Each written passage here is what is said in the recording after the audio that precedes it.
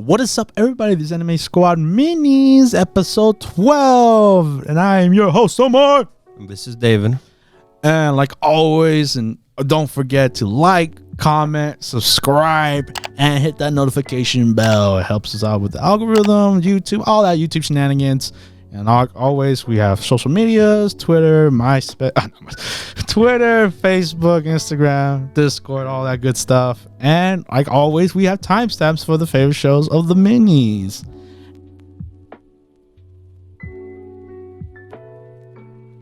Let's start off with bottom tier character Tomozaki, episode 7. And it's basically the wrap up of episode 6. Did Mimimi win the election, or did Io win the election? It was kind of a letdown. Because we didn't even get a... Wait, we did... Did we see it? Yeah, they show it. They don't say it, but they show like who did win. And unfortunately, I was the smart one. That she is. She is pretty smart when it comes to tactics and all that stuff. Obviously, since she's helping... Tomozaki becoming more social in life, but she overheard of Minmin's plan and she just snapped it. She took like all the promises that Minmin was gonna make, so she had to compromise and just be herself and play with Siri.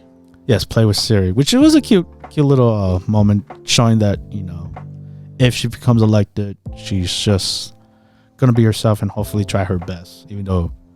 The original plan was to make those promises first. So it would sound dumb if you go make the same promises after Io made those promises already. So unfortunately she lost because, you know, Io beat her to the punch. It's a shame. But hey, that's just life, you know. That's life. You fall down, but you know, you can get back up and keep trying. And honestly, that was basically it for this episode. I mean, we have the other half, but it's just kind of like what they're doing day to day.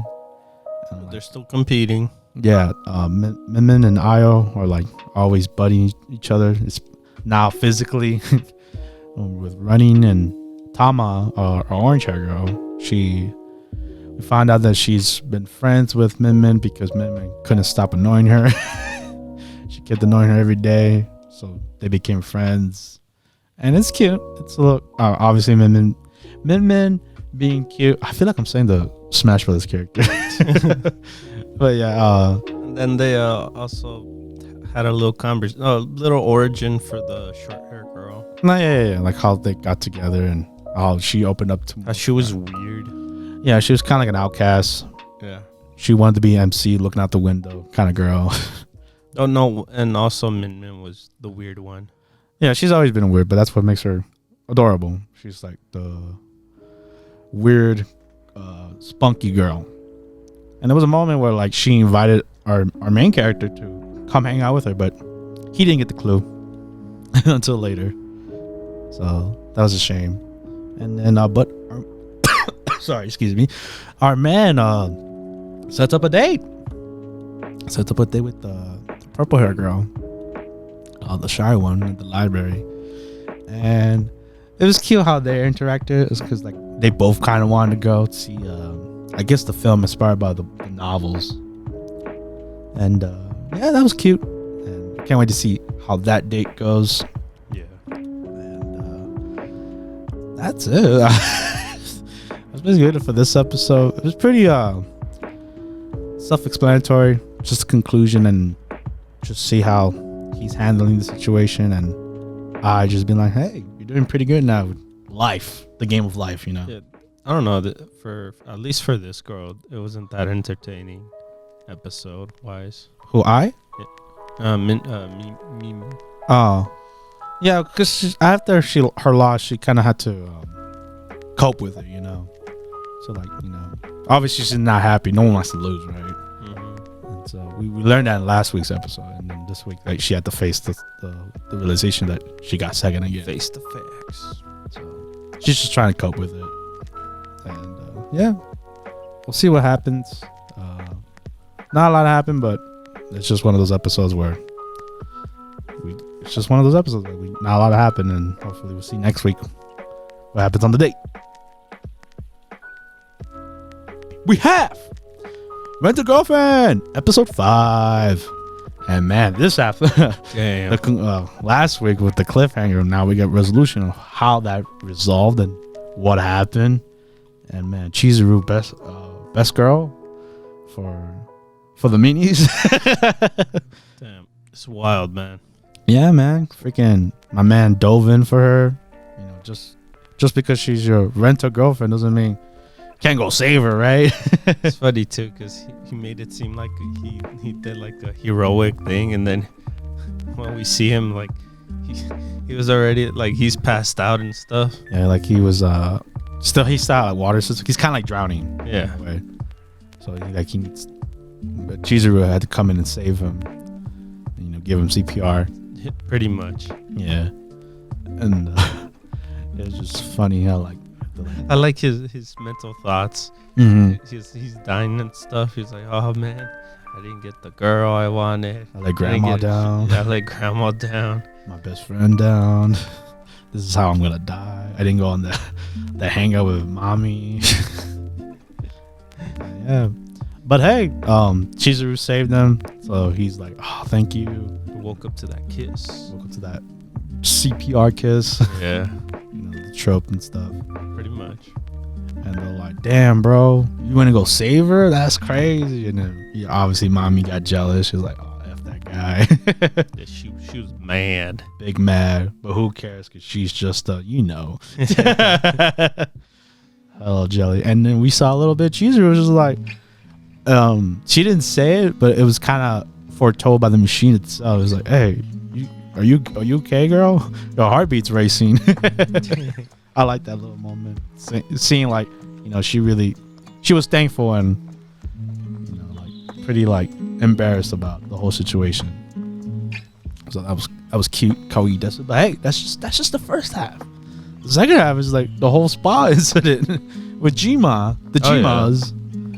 How our man goes on vacation with Jima. Well, basically the family. I was already picturing that. Like, oh, she set them up. Yeah, set them up. You know? Yeah, it made sense. Yeah. It was like once we saw Chizuru, grandma also being there, I was like, oh, this is totally set up. And lo and behold, hey, yo, Chizuru though, fire, looking fantastic. By the end, you know, yo, they're gonna sleep together. What? Wink, wink. he was gonna go sleep in the bathroom. Hey, like, you know, just to respect her space. But she's like, hey, how can you sleep in the bathroom though? Sleep in the tub. Tiny? Oh yeah, that's true. The tub. Come on, man. But that's uncomfortable though. Hey, I don't know who would sleep on the tub. It's either the tub or the floor, man. And the tiles aren't soft. But yeah, we'll see how that resolution goes. And yeah, man, this is crazy. You know, obviously Chizuru wanted to end this like, yo, let's just wrap this up. But you know, MC's Jima is Jima for real. Still playing that gotcha, losing in the gotcha. Being Grandma wild. Grandma being a little too friendly, honestly.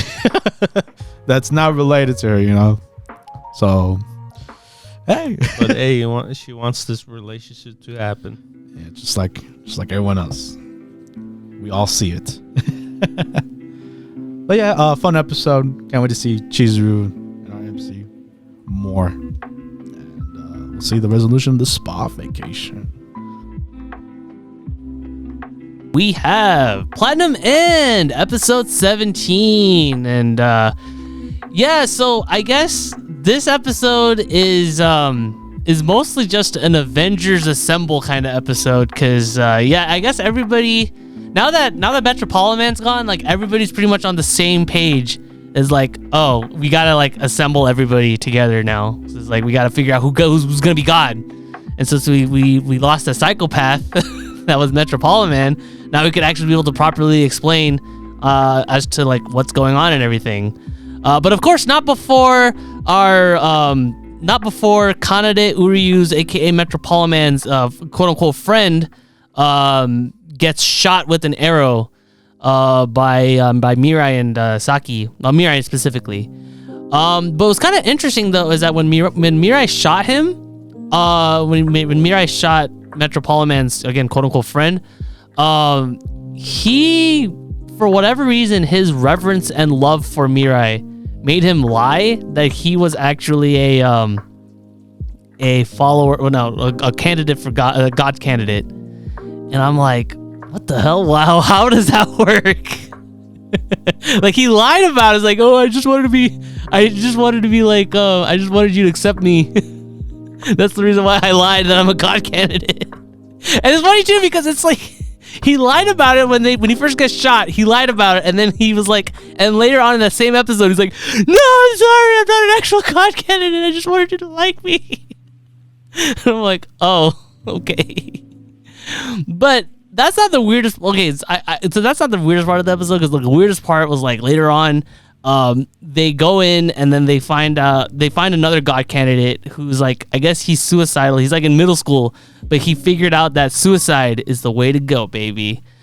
He's literally like, I don't know if any of you guys seen Smiling Friends, but he's literally like the main dude in Smiling Friends that they help, that's like just wants to just constantly kill himself. He just literally is just a state of like, yeah, life's not cool, bro. I just wanna kill myself. I wanna off everyone. But it's in a peaceful way, because suicide's looked down upon. So yeah, that's what he's about. And that he looks like an L reject, because he straight up has like L's, like kind of like, oh, I got like, I don't care about myself. I got like the black hair and everything. But you know, that's all he's about. And our bros are like, no, suicide's wrong. You gotta be happy. But yeah. That's kind of what this whole episode's about. It's about again, it's mostly regarding this kid and just kind of like what's going on with everything. But hey, I mean, like, it worked out in the end, because they convinced him not to commit suicide. They brought him back over to his home, or I guess the home that the two government agents gave, and the wife of the girl that Saki shot. It turns out that the kid is actually he fell in love. He's in love. He's like, oh, she's so pretty, but he still wants to commit suicide. So that's not cool. But yeah, so overall, like, I guess the vibe of this episode, or just kind of like the overall setup of what kind of where the series is going, there's no antagonist, like, just straight up, like, because they even meet with Susui. They met up with the kid, Susumu.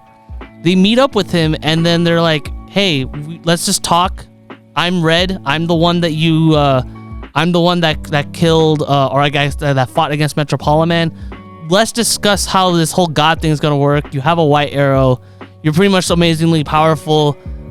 We got to communicate, though. We got to network. We got to figure out how to do things. And yeah, that's basically the premise of the episode. It's kind of weird to kind of say this, but I kind of miss Metropoliman, because now it's like, okay, we lost, he's killed, he's dead now, but where's this gonna go? And I feel like where the series is kind of like leading off, it kind of like lost. It's kind of like Death Note, actually. It's kind of, again, like, I promised I wasn't gonna make that much Death Note comparisons, but it honestly feels like Death Note, because it's like, oh, you lose that half, and now all of a sudden, okay, we don't know where to go with this, so let's kind of find a way to wrap this up. So honestly, I don't know where this is gonna go.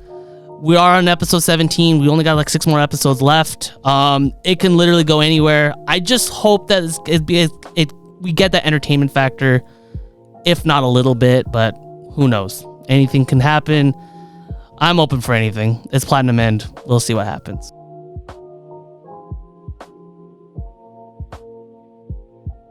We have Lupin the Third, Part 6, Episode 16. Another one off, but keeping the hilarious trend with Lupin getting challenged. It's not the first time. Not the first time, but they love challenging Lupin to see how they could crack the safe or not. But this one's for love. This one's just for, even when the system's called the L system, aka for Lupin. The Love Lupin. Love Lupin system. I thought it was funny. It was a funny twist on how all that came to a short. And I was like, oh, okay, we have a secret admirer. But how's Lupin gonna infiltrate the safe? With the song. Wati Tech. Wati Tech. Wati Tech. Wati Tech is number one. Which, hey, it came into play at the end.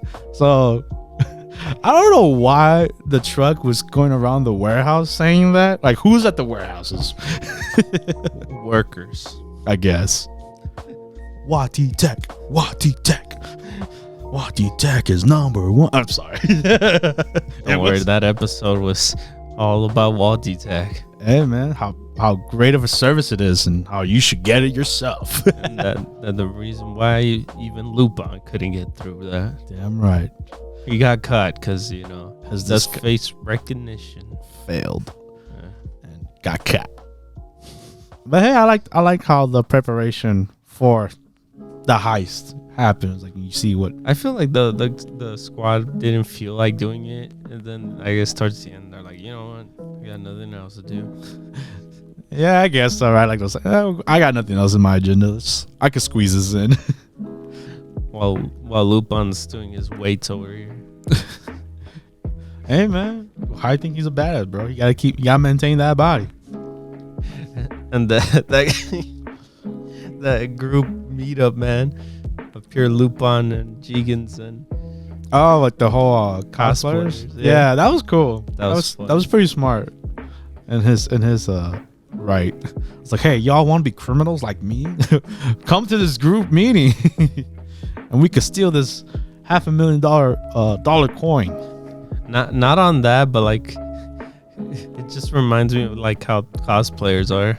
Oh, like The meetups. yeah, that's true. Like, oh, like, you know, the Spider-Man meme was like, oh, you're me, no, I'm you. Especially when that happens, I guess. I like how Zenigata and his assistant were just like confused, like, oh, and the cop guy too. I was like, oh, it's Jigen, and you're behind. Which one? Oh, Gorman just passed you. Which one? Like, you dumb CEO. I can't tell the difference. The smoke screen. Yeah, that was a cool play. Good, cool play on Lupin gang, and just how at the end when comms got jammed, they couldn't synchronize the whole stopping the generator at the same time. But hey, the power of music, baby. Yeah, that song kept playing in their heads. And Wati Tech, Wati Tech, Wati Tech, Wati Tech is number one. yeah, so they timed it pretty much. Heck yeah, That's wild. I don't know how they did it, but they did it, apparently. they did it. Power anime, baby. And then she lost. She Oh, yeah, but we got to that point where we saw her room, and it was literally filled with Lupin. Hey, secret admirer. And she has a poster of Lupin proposing to her. That's wild. That's crazy. But at the end, Lupin gets to talk to her. Yeah. How he had fun. This was a challenge. And hey, maybe we'll meet each other in part 6. On part 7. Because I don't think we're going to see her again. Probably. Yeah, just one off. But hey, it was cool. I mean, she was a cute girl, right? Yes. For a business lady. And yeah, Lupin got the last laugh. And then Zenigata was like, man, Lupin, I knew where you were gonna go. So don't even act like I'm gonna catch you, Lupin. And yeah, it was just a another funny episode. Nothing too serious, just another gag. And Yes, sir. yeah, that's basically it for the episode. Hopefully we get back to the main plot next week. So we'll see. Next anime we have is Attack on Titan, the final season, part 2, episode 5, or also known as episode 80. Oh, man. If you thought last week was tough to watch, just in the moment with Erin, I think this one was even more tougher to watch. And the whole Ymir backstory and how the founding Titan became to be. Oh man, That was insane. I mean, there's a reason why the when you put on the episode that has that mature audience only tag. But oh Lord, man, I don't. That's tough to swallow. It's like a girl, like I guess from 2,000 years, like where Erin's at to when she originally, became to be with the Founding Titan. Like she was a slave. Like she was just messing with water, like with the well, and then it was crazy. It was crazy too because they brought up Historia as well. Yeah, they did, because how Historia was tied in with the Founding Titan at the time when she died. Man, I was surprised they showed us the deaths too. I was like, oh, okay. I like the last week when you kind of saw it, you didn't see it, but then they showed it to you. I was like, oh, all right. Yeah, it's pretty intense how this storytelling was too.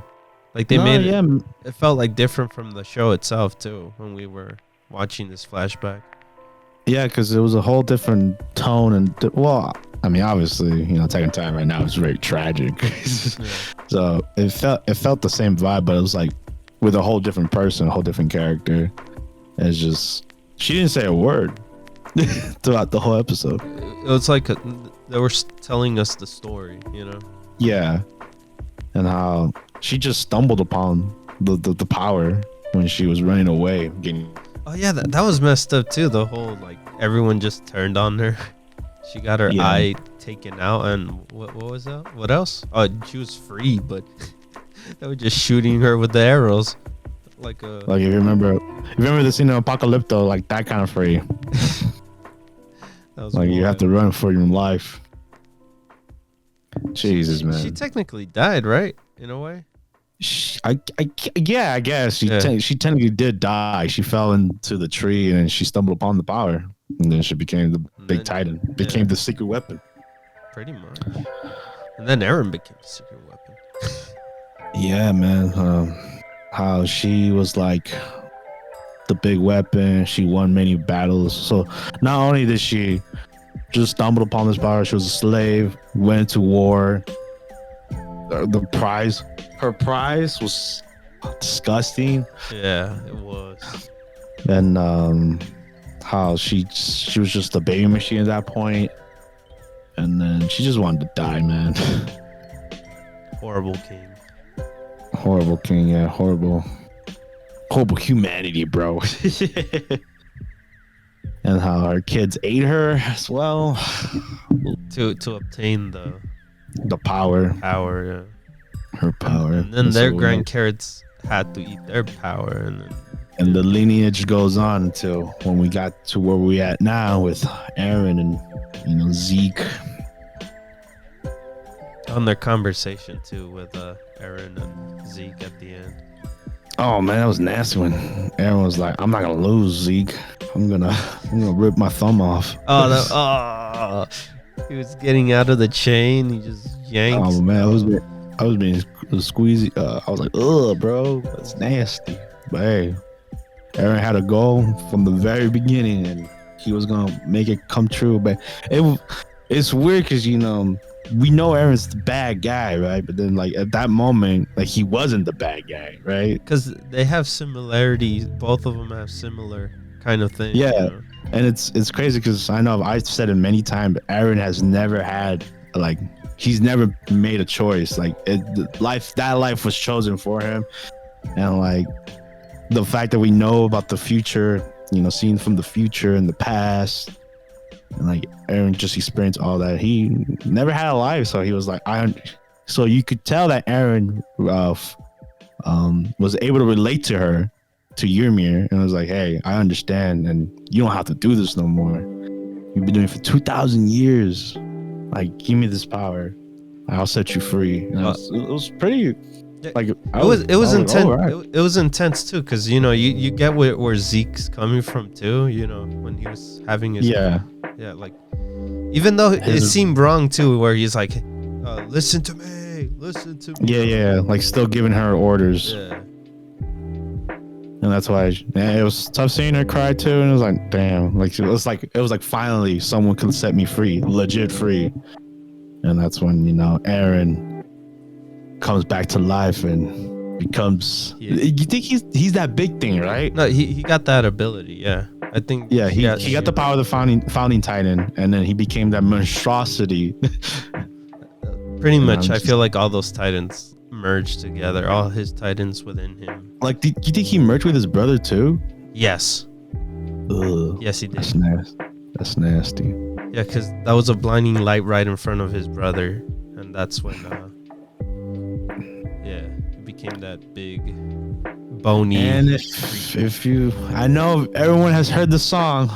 It's been number 1 over here in the American charts, rock charts. So I know y'all heard the rumbling. It's here. It's now. And you better beware. That was it's coming for us. That was insane. How the walls got replaced for those titans.